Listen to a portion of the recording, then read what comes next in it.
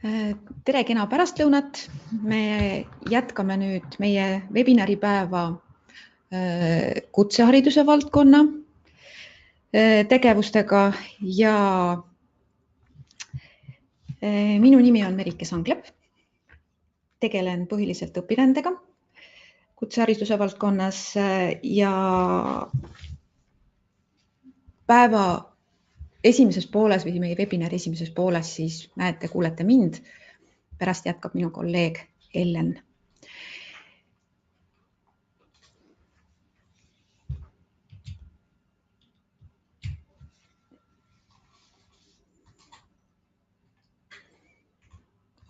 Nii. Teil on võimalik meie webinari jooksul esitada kohe küsimusi. Need tuleks siis kirjutada selle kollase joone peale, see on siin praegu kollaseks tehtud, kus on võimalik webinari jooksul küsimusi esitada ja me püüame nende küsimustele ka webinari jooksul vastata. Kui me vastata ei jõua, siis või midagi vajab veel arutamist, läbimõtlemist meie poolt, küsimus on nii keeruline, siis me võime vastata ka hiljem, aga me tõesti püüame kõik küsimused ära vastata kohe tänase päeva jooksul. Meie webinari kava näeb siis välja selline, et nagu ütlesin, kõigepealt räägin mina õpirändeprojektidest, mille tähis on siis Erasmus Plussis K1 ja jätkab siis minu kolleeg strateegilise koostööprojektide tutvustusega. Nende nimi on siis K2, et neid K1 ja K2 te Erasmus Plus programmis siis kohtate päris palju. Nii webinari ajal kui ka natuke peale webinari ettekannete lõppu on siis võimalik esitada küsimusi.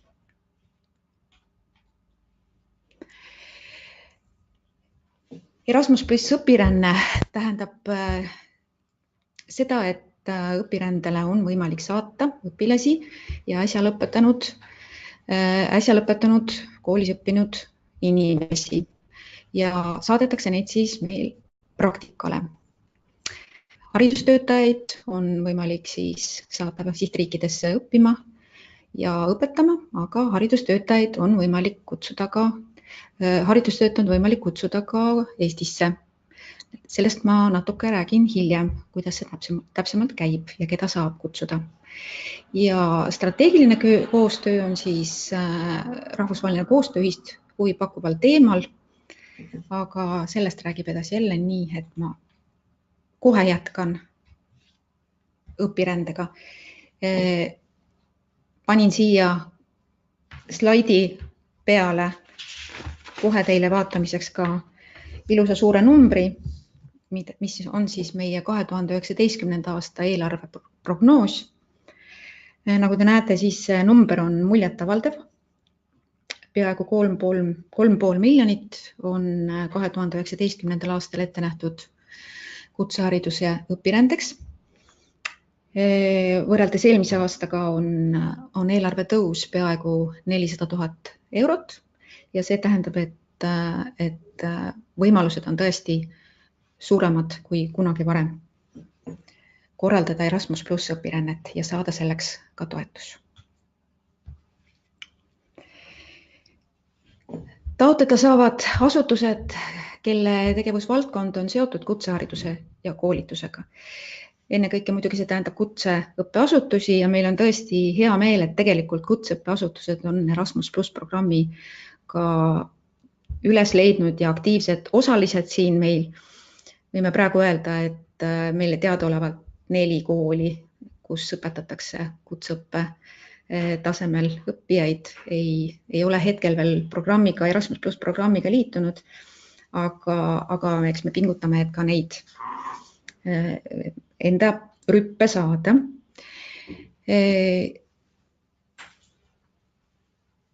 Õpirände taotluse saab asutus esitada siis kas enda poolt, ehk siis individuaalselt või siis konsortsiumina. Õpirände taotluse individuaalselt esitada saab ainult ühe, aga konsortsiumis osaledes võib esitada ka mitu taotlust. Ja üksikisikut toetust taotleda ei saa. Natukene võib-olla täpsemalt siis taotlemisest konsortsiumina. Taotleva konsortsiumi moodustavad vähemalt 3 Eesti asutust. Ehk siis, kui keegi otsustab konsortsiumi hakata kokku panema, siis peab ta leidma endale Eestist vähemalt 3 sõpra. Ja taotluse esitab siis koordinaator ja koordinaator on saanud oma konsortsiumi liikmetelt volikirjad ja need on lisatud ka taotlusele ja see annab sellele konsortsiumile siis juriidilise sisu, et ta on päriselt koosneb asutustest, kes on huvitatud ühisest koostööd. Ehk siis põhimõtteliselt tähendab seda, et üks kool võib esitada oma õpirände taotluse, kuid ta võib esitada ka õpirände taotluse konsortsiumi koordinaatorina ja seda on Eestis ka tehtud, näiteks mingil konkreetsel teemal. Näiteks on olnud õpipoisiõppe teemaline konsortsiumprojekt. Ja konsortsiumina esitatud taotluste arv ei ole piiratud. Aga loomulikult tegevused ei tohi korduda.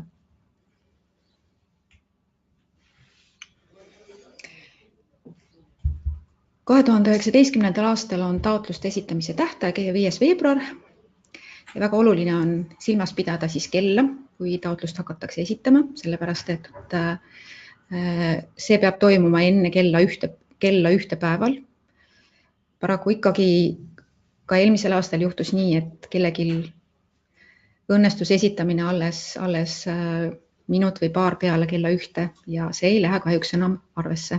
Nii et tõesti, kellal tuleb kogu aeg pilk peal hoida, kui taotlust esitatakse. Taotluses peab olema vähemalt 2 partnerit. Üks neist siis saatja, see, kes esitab taotluse ja üks ka vastuvõttev asutus, kuhu siis minnakse õpirändele. Projekti kestuse otsustab iga taotleja ise. Minimaalselt võib projekt kesta 1 aasta, maksimaalselt 2 aastat, aga selle tegeliku kestuse võib ka endale planeerida sinna 1 ja 2 aasta vahele, vastavalt vajadusele ja vastavalt oma projekti tegevuste eesmärkidele. Projekti tegevuse algus peab jääma 1. juuni ja 31. detsembri vahele.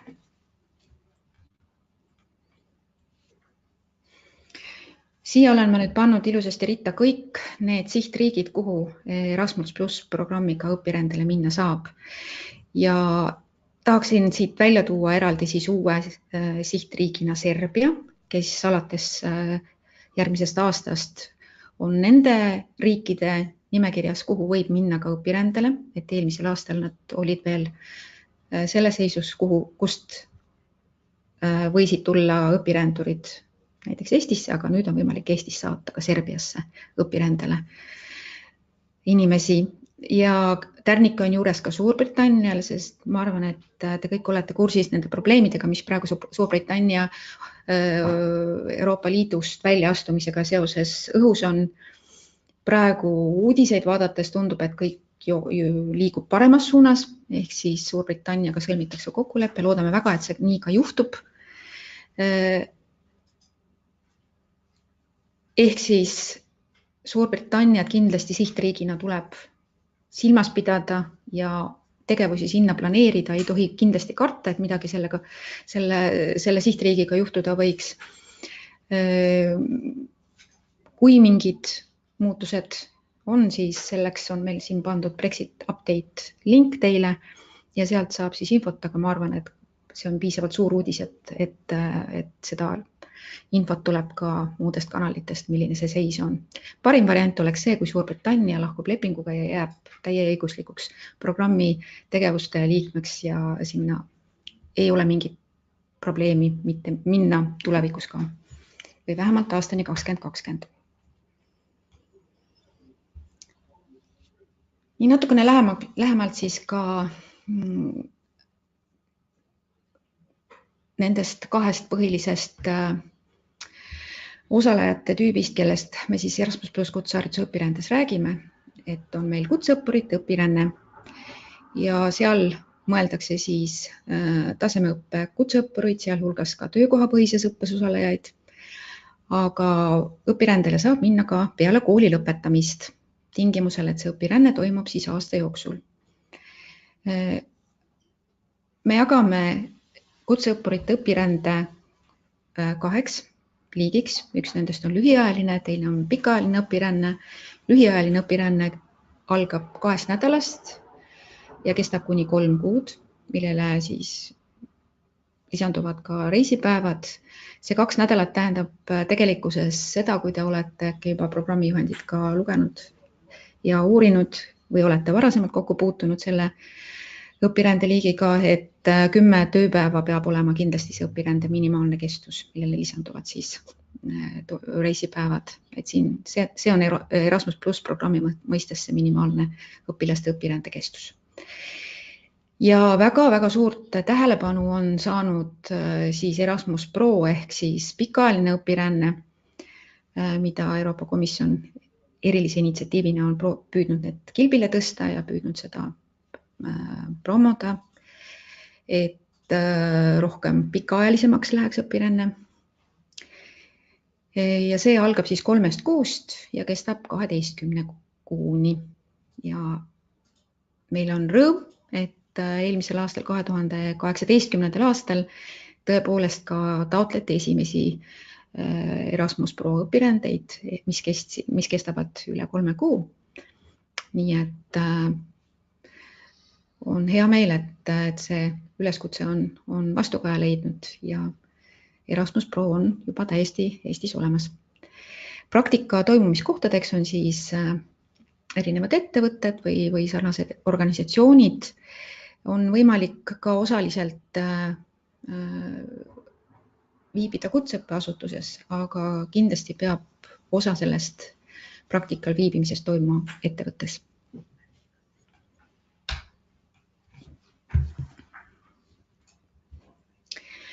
Nüüd veel kord natuke Erasmus Pro õpirändest selle kandi pealt, et õpirände ettevalmistuseks on võimalik taotleda ettevalmistava lähetuse toetust. See on siis selleks, et see pikk õpiränne oleks edukas ja et kõik erinevad probleemid ja etapid saaksid seal läbi arutatud partneriga. On võimalik siis kellelgi minna seda asja ette valmistama sinna. Aga reeglid on sellised, et võimalik on üks lähetus ühe vastuvõtja juurde, ehk siis sinna, kus see pikk praktika toimub.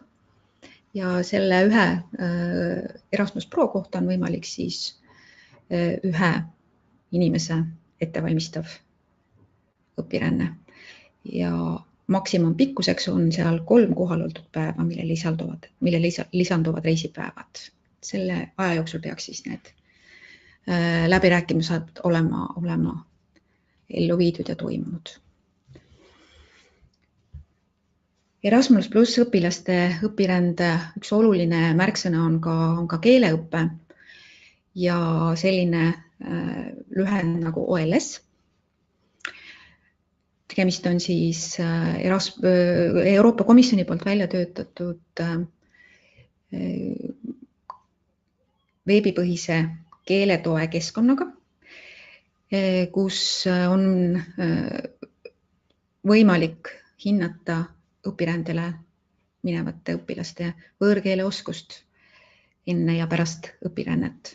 Enne siis selleks, et teada, milline nende tase on ja pärast õpirännet sellepärast, et teada saada, kuidas nad on arenenud õpirändel olles. Ja see keeletaseme hindamine on alates 19 päeva kestvate õpirännete puhul kohustuslik. Ennekõike sellepärast, et tagada, et need õpilased, kes õpirändele lähevad, omavad piisavat keeleoskust. Ja kui seda ei ole, siis seda on võimalik ju juurde õppida. Näiteks üks võimalus on sellesama OLS keskkonna poolt pakutavad veebipõhised keelekursused. Seal on tõesti kutsehariduse valdkonna jaoks väga palju erinevaid, väga spetsiifilisi kursusi, väga palju erilisi võimalusi, kuidas seda keeleoskust edendada ja arendada ja teha seda lausa 24 erinevas keeles. Loomulikult on see põhiline õpirände keel inglise keel olnud, aga inimestel näiteks, kellel inglise keele oskus on väga hea ja kes ei vaja täiendavat õpet selles keeles, võivad näiteks siirdudes kusagile mitte inglisekeelsesse riiki, proovida õppida siis seda kohalikku keelt. Ja seda on võimalik õppida siis väga erinevatel tasemetel. Aga algteadmised sellest keelest, kuhu minnakse, selle maa keelest, kuhu minnakse, ei jookse kindlasti mööda külge maha. Nii et selline keeleõppe võimalus on ja seda ka väga aktiivselt kasutatakse. Mõned sõnad ka Erasmus Plus kutseharidustöötajate õpirände kohta. Siin on siis võimalus muidugi nendel koolidel saata oma enda töötajaid, õpetajaid ja tugiteenuste spetsialiste õpirändele, kas siis erialasele või vaatluspraktikale või töövarjuks. Kuid on võimalik saata ka oma õpetajaid õpetama oma partnerite juurde. Nüüd eraldi on programmi reeglites välja toodud see, et on võimalik saata ka ettevõtete ja teiste asutuste töötajaid õpetama vastuvõtvasse kutseõppeasutusse. See on oluline ja vajalik just selle töömaailma vaate tugevdamiseks, mis on kutseõppe seisukohalt just see kõige olulisem. Ja sellepärast on see niimoodi siia eraldi programmi juhendisse sisse toodud. Mitte väga palju ei ole ka Eestis veel kasutatud seda võimalust, mis lisandus programmi ka mõned aastad tagasi, kus tekkis võimalus kutsuda ka partnerriigi ettevõtte spetsialiste oma kooli õpetama. Siin aga tahaks kindlasti rõhutada seda, et need ei saa olla siis partnerkooli õpetajad, keda kutsutakse Eestisse, vaid need peavad siiski olema ettevõtete esindajad. Et seda peab kindlasti silmas pidama. Partnerkoolide õpetajad saavad tulla tingimusel, kui nende oma kool on taotlenud Erasmus Plus programmist toetust. Sellisel juhul on nende tulek kindlasti võimalik.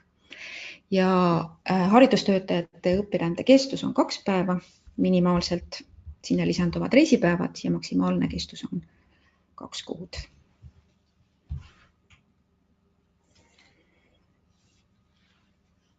Kui me räägime nüüd nendest toetustest, mis õpirände projektidel on võimalikud, siis ma jagaksin nad praegu siin 2 erinevasse kategooriasse. Ühed on ühikupõhised toetused ja teised on tegelike kulude alusel taotletavad toetused. Ühikupõhised toetused on niisuguses ütleme kujundlikus keeles nimetatuna sellised nagu rahaklotsid. Kui on tegevus toimunud, siis teil on õigus see rahaklots saada sellisena kätte, nagu ta teil taotletud on. Näiteks korraldustoetuse puhul on tegemist siis 350 euroga ühe õpirände kohta. Kui projektis on kuni 100 osalejat ja korraldustoetus on 200 eurot, kui projektis on rohkem kui 100 osalejat. Ja korraldustoetus on ette nähtud siis sellele asutusele, kes õpirännet korraldab. Reisitoetus, elamiskulude toetus on juba siis otseselt seotud õpirände endaga. Reisitoetus sõltub sihtkoha kaugusest ja selle arvutamiseks on Euroopa Komisjonil vahemaa kalkulaator, millest on hea lähtuda ja hea vaadata, kui kaugele see reis läheb ja milline ühiku hind siis rakendub sellise reisi peale. Elamiskulude toetus sõltub omakorda sihtriigist ja õpirände kestusest. Ja siin tahaksin küll välja tuua selle, et elamiskulude toetus 2019. aastal on meil tublisti tõusnud, eriti suure tõusu elamiskulude toetuse puhul saavad õpilaste õpiränded, kus on peaaegu 25% suuremad need määrad ja haridustöötajatel on elamiskulude toetuse tõus 7%, nii et õpiränded peaksid küll selle lisatoetusega olema väga-väga hästi elluviidavad. Ja keeleõppetoetus on ette nähtud neile juhtumitel, kui seda keelt või selle taseme õpet ei ole veebipõhises keeletoe keskkonnas olemas ja on vaja täiendavat õpilasi õpetada. Siis on võimalik ka 150 eurot õpilase kohta taotleda keeletoetust. Ja tegelike kulude alusel siis on võimalik taotleda siis erivajadusega seotud lisatoetust ja siis ka erikulusid, mis tähendab tegelikult suuremaid reisikulusid, kui oleks võimalik ühikupõhise reisitoetusega saada. Ja kui tõesti sellest ühikupõhisest reisitoetusest ei piisa, on võimalik siis taotleda erikulusid, erikulude alt oma reisitoetust. Aga millised reeglid sellele rakenduvad, siis ma soovitan minna ja vaadata detailsemast ülevaatest toetustele, mis on meie kodulehel üleval.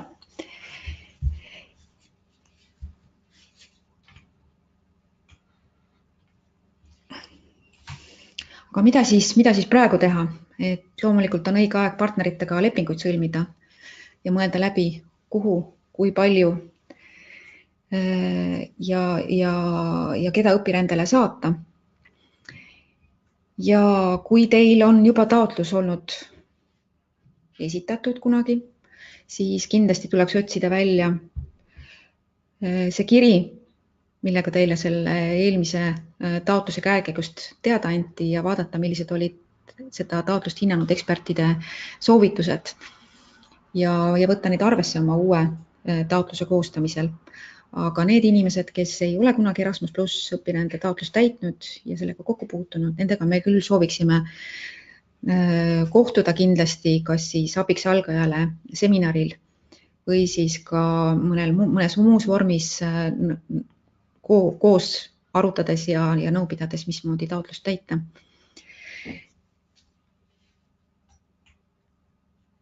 Aga neile, kes ei ole ka puutunud kokku, väike ülevaade sellest, mismoodi taotlemine välja näeb. Selleks on vaja astuda mõned sammud, mõned digisammud, autentida ennast, registreerida organisatsioon. Natukene on askeldamist, aga see kõik ei ole üleüldse nii üle mõistuse ja keeruline ja sellega on kõik senised taotlejad väga kenasti hakkama saanud. Vanadele olijatele, kes on kõike seda juba läbi teinud, tahan ainult öelda nii palju, et muutunud on taotluse esitamise metoodika või viis, et me oleme PDF-põhistest taotlusvormidest minemas üle veebipõhistele taotlustele ja see kõik hakkab toimuma taotluskeskkonnas. Aga selle kohta me ka, kuidas moodi seal taotluskeskkonnas seda taotlust täita ja milline see taotluse täitmise eripärad ja erisused on nendest me tahaksime kindlasti ka korraldada ühe webinari, et seda lähemalt selgitada. Ja meie kodulehel on siis kogu vajalik info olemas. Nimetatud seminar abiks algajale ja need valdkondlikud webinarid toimuvad kusagil jaanuari alguspäevadel, nii et kindlasti saadame info selle kohta laiali ja see saab olema üleval ka meie kodulehel, nii et jälgige reklaami. Ja ma usun, et probleemi ei tule ega teki. Kui aga tekib, siis siin on 3 nime, meie poole võib pöörduda, me oleme need inimesed, mina ja minu 2 kolleegi, kes kutsehariduse valdkonna õpirändega sihtasutuses Archimedes tegeleme ja me oleme nõus ja valmis vastama kõikide teie küsimustele, ükskõik mis teemalised need siis on. Nii et võtke kindlasti meiega ühendust, kui kusagil mingi küsimus või probleem tekib taotlusvooruks valmistudes. Nii, mina olen nüüd oma jutu ära rääkinud. Teeme väikese pausi, vaatame, kas on küsimusi ja siis juba jätkab Ellen strateegilisest koostööst kutsehariduses. Kõike head!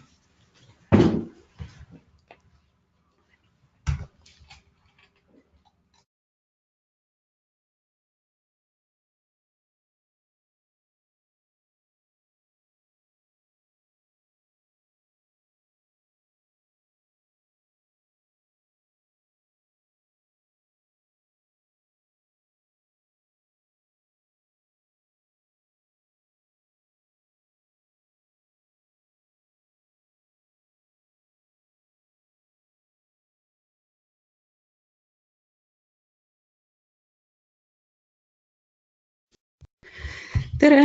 Kuna küsimusi hetkel ei ole, te saate neid edasi rahulikult esitada ettekande vältel, ainult et palun siis osutage ära, et kas te küsite õpirände kohta või strateegilise koostöö kohta.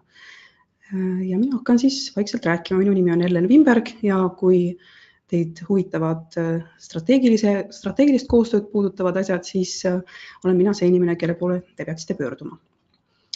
Aga nüüd ma panen kaamera kinni. Oleks paremini näha slaide. Nii, strateegiline koostöö kutsehariduses. Et nagu kõigis haridusvaldkondades on strateegilise koostöö eesmärgiks arendada, jagada uuenduslikke lahendusi, toetada igakülgset koostööd, üksteiselt õppimist, kogemuste vahetamist. Ja selle mõtteks on siis aidata kaasa nii valdkonna siseste kui üleste põhieesmärkide saavutamisele kutsehariduse valdkonnas ja samuti soodustada koostööd erinevate valdkondade vahel. Strateegilise koostöö projekt peaks kindlasti sündima asutuse, organisatsiooni või mingi erialaorganisatsiooni tegelikest arenguvajadustest lähtuvalt. Selles osas võiksite inspiratsiooni otsida ka oma arengukavadest. Strateegilise koostöö projekt ei saa mitte kunagi olla ühe mehe show ega ühe naise show, vaid see on kindlasti terve meeskonna töövili ja seetõttu tasukski strateegilise koostöö projektist mõelda ka oma meeskonnale, kes see teie asutuses on, kes on need inimesed, kes koostöös seda projekti tegema hakkavad.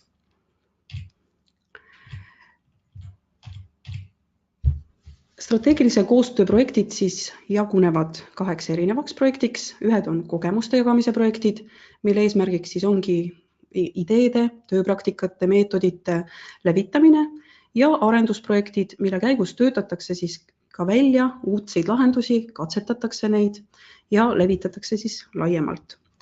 Mõlema projektitüübi puhul on kestus 12–36 kuud. Ja siin on väike klausel all, et ametikoolid ja siis ainult ametikoolid, kelle tegevuse sekka kuulub ka üldhariduse andmine, saavad siis teha ka koolide vahelisi koostööprojekte, mis on siis strateegilise koostöö lihtsustatud vorm. Kuna üldhariduse webinar toimus meil enne ära, siis selleks, et tutvuda seda tüüpi projektidega, võiksite kuulata järele üldhariduse valdkonna webinari salvestist, mille me kindlasti avaldame oma koduleheküljel. Strateegiline koostöö alati peab tuginema ja toetama ka Euroopa hariduselus võetud suundi ja seetõttu ongi olemas sellised asjad nagu prioriteedid ehk eelisteemad. Ja kutsehariduses on need juba nagu mõnda aastat samad. Eesmärgiks on siis kutseõppe kvaliteeditõus, õpipoisiõppe arendamine, tööelu ja kutseõppe paremad seosed omavahel. Ja ma siin hetkel ei hakanud välja tooma nagu väga punkt-punktilt. Oma taotluse koostamisel te peate leidma endale siis eelisteema, millega teie projekt kõige rohkem haakub ja põhjendama seda ka siis taotluses. Eelisteemad on meil üleval koduleheküljel ja samuti on nad olemas programmi juhendis, kus te saate neid lähemalt vaadata. Natuke sellest, mis see võib olla strateegilise koostöö sisu. Et kogemus ütleb, et strateegilise koostöö projektiks on võimalik vormida väga erinevaid ideid. Et seetõttu laske oma fantaasial lennata ja mõelge, mis on see, mida teie kool või teie asutus või teie erialaühendus vajab hetkel ja siis on see võimalik täiesti panna projekti vormi. Ja siin on siis mõned näited, heade praktikate tutvustamine ja jagamine, läbi erinevate õppeviiside omandatud teadmiste, oskuste, kompetentside tunnustamine, sobilike lahenduste väljatöötamine erivajadustega inimeste kaasamiseks, ka õpetajate ja koolitajate teadmiste ja oskuste arendamiseks ja nii edasi. Kutsehariduse valdkonna projektides on võimalik siis teha nende raames õppimis- ja õpetamistegevusi. Nüüd need natuke erinevad sellest, mis on õpirände õpetamistegevused.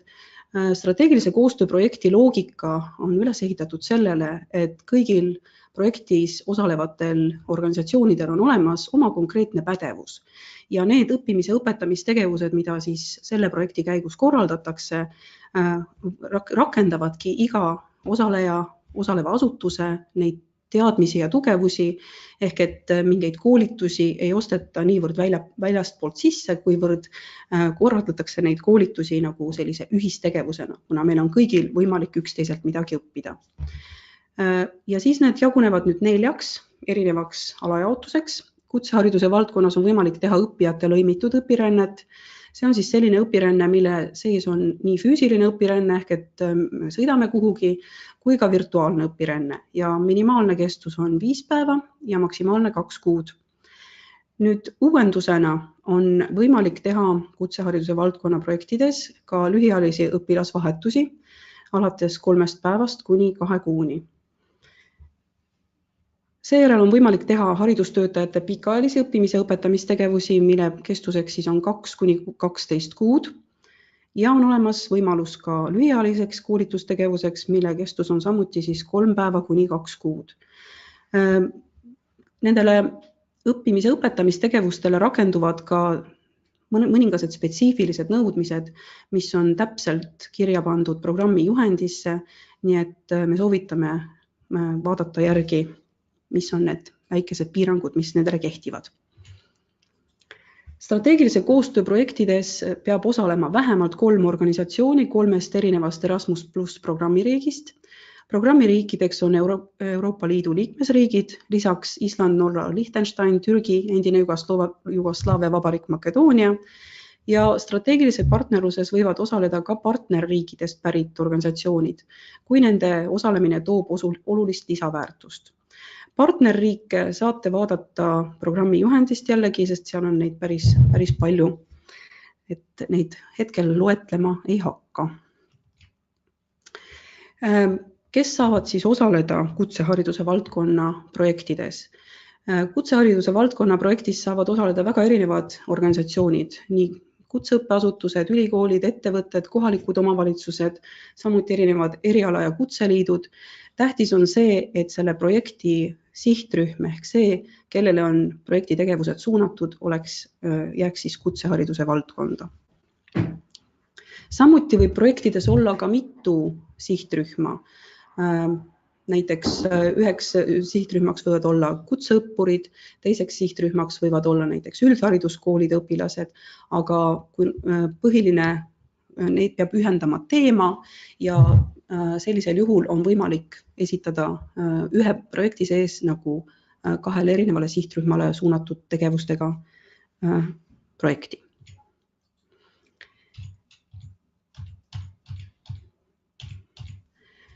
Millised kulud kaetakse projekti eelarvest?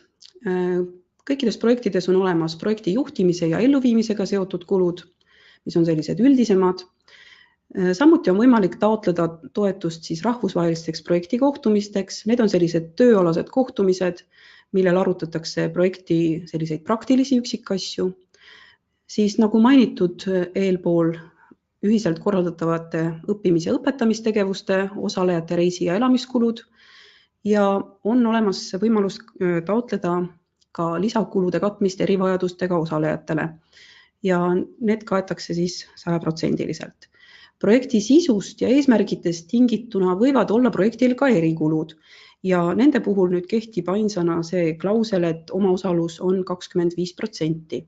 Seejuures on ka erikuludel olemas peal piirang, et kaetakse kuni 50 000 eurot ja samuti need erikulusid ei tohi sinna projekti sisse kirjutada liiga üldiselt, vaid need peavad olema väga põhjalikult lahti kirjutatud ja ära põhjendatud, miks just seda on vaja. Ma olen näinud projekte, kus on väga erinevad erikulud, need võivad olla mingite prototüüpide valmistamiseks vajalikud kulud, need võivad olla lausa mingisuguse valmis toote valmistamiseks vajalikud kulud, võivad olla ka tõlkekulud, võivad olla kõik, mis nagu on piisavalt põhjendatud projekti loogikast. Nüüd arendusprojektid, mille puhul sünnib selline käegakatsutav tulemus, kas õppekava, metoodika, õppematerjal, õppeülesanded, siis nende puhul on võimalik taotleda ka nende samade tulemuste väljatöötamise töötasusid ja kuna nende samade käegakatsutavate tulemuste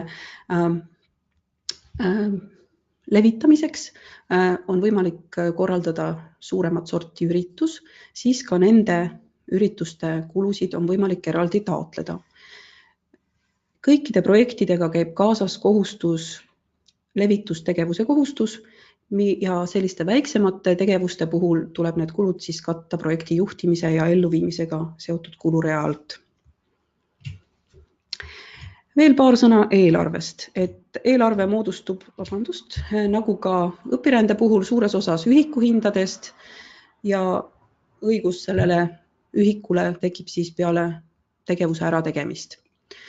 Kui te hakkate eelarvet kokku panema, siis lähtuge sellisest talupoja mõistusest, sest eelarve peab olema põhjendatud, ta peab olema mõistlik, et näiteks käegakatsutavate tulemuste väljatöötamise eelarves ei saa ikkagi olla töötunde umbes 10 aasta jagu. Ja maksimaalne toetussumma siis on 450 000 eurot, mis ennekõike puudutab selliseid suuri arendusprojekte, mille käigus sünnivad need käegakatsutavad tulemused, metoodikad, õppekavad ja sellised asjad ja nad kestavad reeglina siis 36 kuud. Taotluse tähtaeg on 21 märts ja see on kell 1 Eesti aja järgi ja see on selline tähtaeg, millest üle ei tohi minna, sest et isegi kui te saate selle taotluse hiljem ära esitada, siis hindamisele see taotlus enam ei lähe.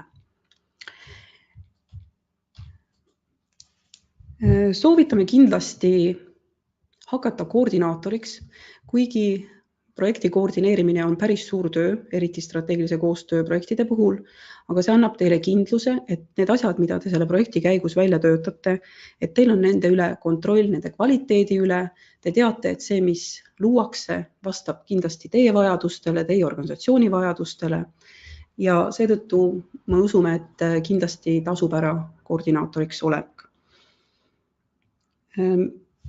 Nagu juba Merike mainis teile, et eelarve on igal aastal kasvanud, siis ka meie strateegilise koostööprojektide eelarve on kasvanud ja viimastel aastatel on meil kahjuks kutsehariduse valdkonnas jäänud ka kasutamata summasid, mistõttu me kindlasti õhutame teid võtma julgust kokku ja kirjutama meile strateegilise koostööprojekt.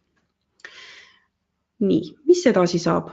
Edasi saab see, et soovitame teil nüüd natuke põhjalikumalt tutvuda tingimustega. Seda saab teha meie koduleheküljelt, saab vaadata ja lugeda projekti programmijuhendit, otsige sealt üles just K2 ja siis kutseharidust puudutavad osad. Ärge laske ennast ehmatada sellest, et tegemist tundub olevat päris paksu materjaliga, et õiged kohad üles leidnuna ei ole see enam nii haldamatu. Kindlasti strateegilise koostöö puhul siis mõelge oma majasisesele meeskonnale ja korraldage ajuraju, nii et see projekti idee kõnetaks tõesti tervet teie asutust ja asutuse vajadusi. Samuti mõelge siis, keda te saaksite sellesse projekti välispartneritena kaasata. Meil on kindlasti plaanis korraldada jaanuarikuus taotlusvormi, veebipõhise taotlusvormi täitmise infowebinar, mille käigus me saame teid tüürida kõrvale mõningatest karidest, mis võivad veebipõhise taotlusvormi esmakordsel täitmisel teid ähvardada. Ja korraldame kindlasti ka projektitaotluste esitajatele koolitusseminari, kus me aitame teil võib-olla aru saada paremini, kuidas eelarve kokku panna, milliste ridade alt mida siis taotleda ja kuidas üldse nagu taotlusvorm valmis kirjutada nii, et see kindlasti kvaliteedilävendi ületaks. Kui teil tekib küsimusi, siis mina muidugi ei oota sellistesse kenadesse postkastidesse teie kirju, vaid pigem siiski oma e-postkasti, aga kindlasti julgustan teid kirjutama, kui teil tekib juba selliseid spetsiifilisemaid küsimusi. Meie koduleheküljel on olemas üleval ka kommenteeritud taotlusvorm, kus te saate näha tegelikult, mis on need küsimused, mida projektis teilt küsitakse, ehk et saate hakata mõtlema nendele teemadele. Ja tänan teid kuulamast. Kui on küsimusi, siis me veel vastame nendele mõne minuti jooksul ja seejärel webinar lõpeb. Aitäh!